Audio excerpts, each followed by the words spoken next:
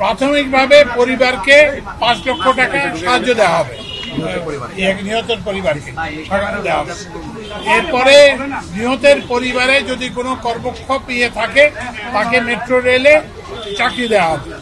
এবং এই যে যারা আহত হয়েছেন তাদেরকে আমি একটু পরে দেখতে যাব এবং তাদের জন্য যে চিকিৎসার জন্য যা কিছু দরকার সেটা আমরা করব। দ্বিতীয় যে জিনিসটা হচ্ছে যে এই ঘটনাটা কেন ঘটলো সেটার জন্য আমরা একটা তদন্ত কমিটি গঠন করেছি।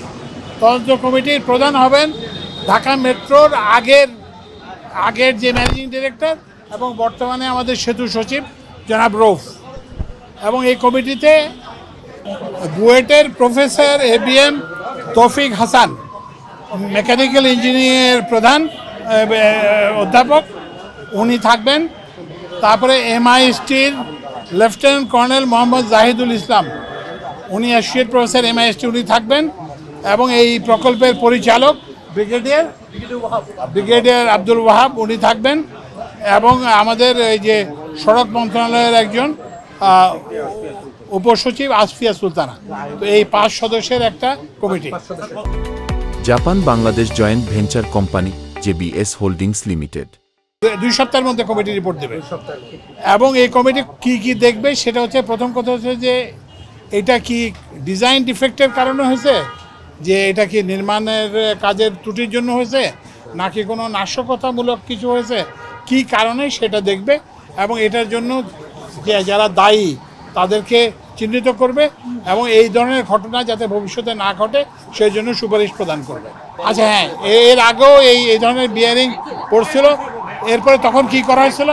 তখন স্যার ইনভেস্টিগেশন করা হয়েছিল এবং আমরা সমস্তগুলি চেক করেছি স্যার, সমস্ত বিয়ারিংগুলি। তাহলে এটা হলো কিভাবে আবার? এটা হলো এটা স্যার এখন অ্যাক্সিডেন্ট হয়েছে। হ্যাঁ, এটা অ্যাক্সিডেন্ট। আচ্ছা যাই হোক, তো এইটা আমরা